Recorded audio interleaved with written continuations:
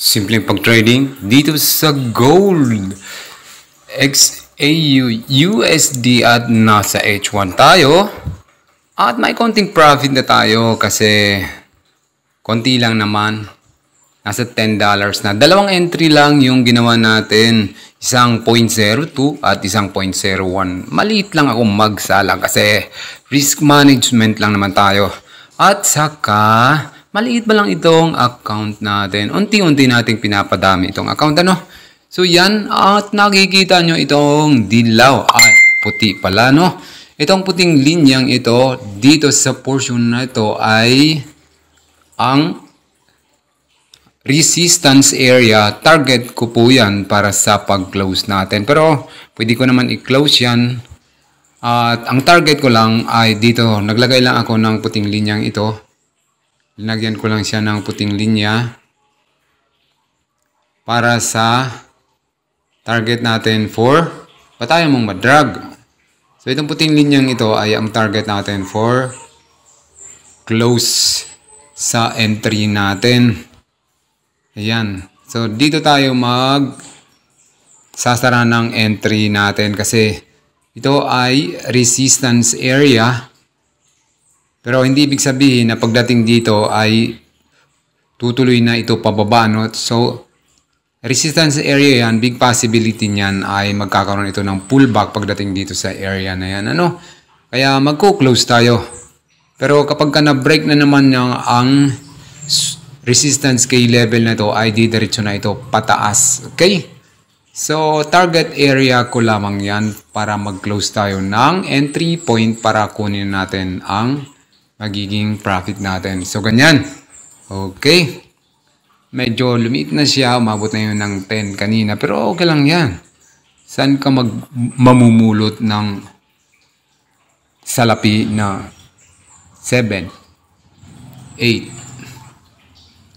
So, nasa mga 7 times 5, 35. Oh, 350 pesos. Bumaba na siya. Okay lang yan. Aangat at aangat yan kasi nag-touch na siya dito sa resistance key level natin dito sa day 1, which is ang makikita natin dito. Dito natin. Zoom out natin. Okay. So, nag-break na siya dito sa resistance portion na to. Itong puting linyang ilinagay natin ay support key level din ito dito sa day 1 time frame natin. Ano? So yan, support siya dito sa day 1 pero pagdating doon sa H1 ay resistance key level siya para sa target entry for closure ng entry natin. Ano? Okay, so yan. Ayos. So I hope na nakatulong ito sa inyo at kung sakali man useful ay mag-subscribe ka at i-click mo rin yung notification bell for more video updates natin dito sa pag-trading natin sa making money online dito sa forex market at sa crypto market. Dito lang muna tayo nag-trade sa cellphone, sa mobile para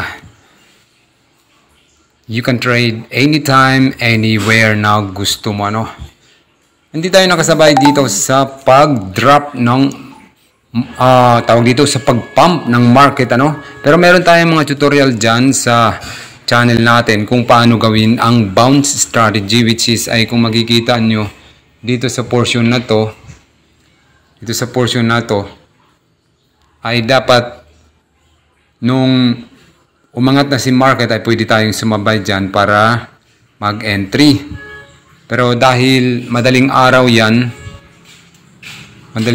na yung ano na yan, nung nag-drop siya at nag-bounce ang market, kaya hindi tayo nakasabay dyan. Pero mayroon tayong mga tutorial kung paano gawin ang bounce strategy. Pero kagabi ay nakasabay ako dyan sa pag-drop ng napakalaking candle na yan, sa pag-drop during US session. Pero hindi ko lang na-record ano. Kaya sa ngayon ay meron na tayong ganitong amount na balance. Nasa 100 na. 200 na pala. No?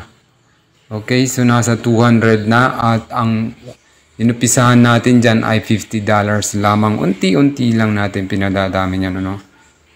Okay. So, kung gusto mong gawin ang pag-entry dito gamit ang mobile, madali lang. Click mo lang ang plus na yan at dito, i-click mo lang itong market execution. Itong market execution ay napakadali nito. Kapag ilinagay mo yan sa market execution at click mo ang buy, ay matik na mag-execute ang trade entry mo. Or sell naman, kung pababa yung market, ay matik din na mag-execute ang trade mo. No? Pero kung gusto mo naman ng limit trading, pumunta ka lang dito sa sell. Click mo lang siya. Sell kung pababa at limit trading ang gagawin mo. Or kung buy naman pataas ang market, ay click mo lang din yung buy at limit trading, matik na mag-trigger ang entry mo. At ito namang buy stop, ang ibig sabihin nito, ilalagay mo yung price na gusto mo. Kung sakaling buy, dahil buy yan, ilagay mo lang yung price dito, iset mo lang yung price, kung ilang yung price na gusto mo. Dito sa i-type mo lang yung price na gusto mo. And then bawasan mo lang kung gusto ka ng bawasan. Ilagay mo lang at i-click mo lang at magti-trigger na yan. Pero hindi ko ilalagay yan sa buy stop, buy limit. Kasi as of now ay pinatatapos ko lang ang entry ko. Pero yung buy stop kasi sa mga matagal lang nagti-trading para alam na nila kung paano gawin Pero kung bago ka pa lang, dito ka lang sa market execution para kung gusto mong mag-buy at mag-trigger ulit ang entry mo, ay click mo lang ang buy. Pero hindi ko kiklickin yan. Okay. So nasa gold tayo ngayon. Back lang natin. Bumaba si market, balik tayo sa candle, sa chart. Pero okay lang yan. So ganyan dito lang muna tayo gumawa ng tutorial dito sa mobile muna. Okay, balik lang tayo ulit kasi itong puting linyang ito ay target for closure lamang ng trade natin yan, pero hindi ibig sabihin na magko-close na tayo. Okay lang yan. Nag-red candle siya. Hindi ko yan isasara ang entry ko. Antayin ko lang kasi aangat at aangat ang market na to. Nagkaroon lang yan ng pullback or retracement lamang. So, balik tayo later. At kapag nalampasan niya itong puting linyang ito, ay tutuloy na yan pataas. So, pause lang muna tayo para hindi ganun mabang video natin. Kung meron ka mga katanungan dyan, ay ilagay mo lang dyan sa comment section, guys. Okay. Para matuto kang mag-trading. Sa mga newbie dyan, mag-subscribe lang kayo at click mo lang ang notification bell para masusundan nyo ang bawat tutorial natin on the for the making of money dito sa channel na ito. Maliit lang po itong channel na ito, pero napakalaki po ng maibibigay sa inyong mga libreng trading ideas. So, pause lang muna tayo, balik tayo later.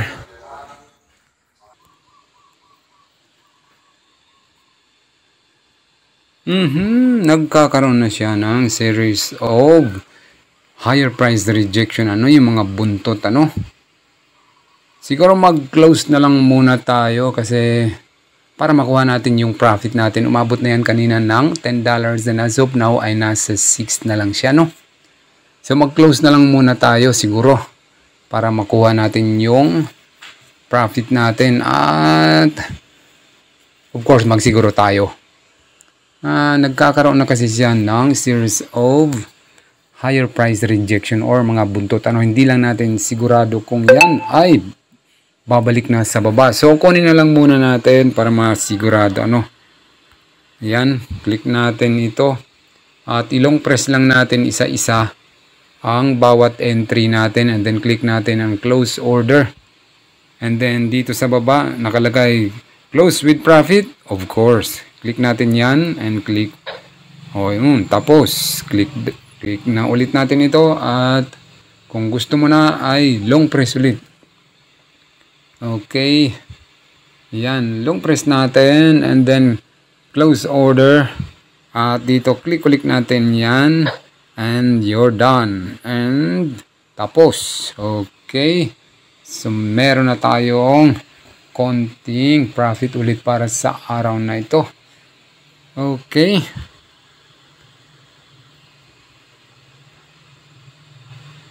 Ayan.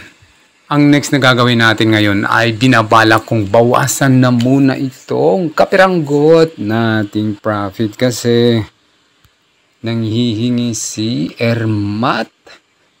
Dito si Ermat, ayan, medyo bata pa yan. 83 na po yan si Ermat. Ang sabi dito, Papa, waray na ni Nana Kalmag. Waray pa namon kwarta. Iparalit. So, waray-waray po yan si Ermat. O, play natin. Pakinggan natin ang sinabi niya. Gamit vitamins, pagkaon, mga kalmag, waray na. Ayan, nangihingi yan. Ipapit ang tuhod. Siya, masakit daw ang tuhod niya. Ada pa niyo, grasya dida. O, may Para di grasya pa ako daw. niyo. O, padalan daw siya.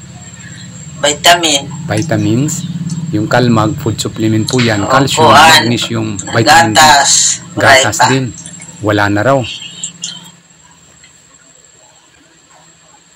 Ano pa? Pag iba pa mga gamit ko, waray na. Ubus na raw mga gamit niya. Remy, O, si Utol, para binalik di niya. ganda kang gutay nga kwarta, kay waray padalan. ko na panggasto di medisina, pagkaon, iba pa. O, nangingi siya kay Utol. Salamat. Para sa pagkain niya. Vitamins, pagkain, gatas, at iba pa. Ayun o. Ada. Damo pati mga gastuhan. Kung may ada pa ibang kwarta niyo. Oh, maraming gastusin. Kung may budget pang natitira, Mga ay manghingi daw siya vitamins, para sa mga vitamins niya. pagkaon. Sa pagkain niya. Ano pa? Okay na. So, yun. Kaya, sa video na to, Salamat nga. nabalak kong Medani bawasan mga muna. grasya dida para di ako niyo. Binabalak kong kunin ang kalahati nito. Kaya sa susunod na pag-trade natin ay mababawasan ito ng 100. Okay? So, hanggang dito lang muna ang video natin. At abangan nyo ang next trading natin para sa mga mapagkakakitaan natin online. Good luck po and thank you for watching sa lahat.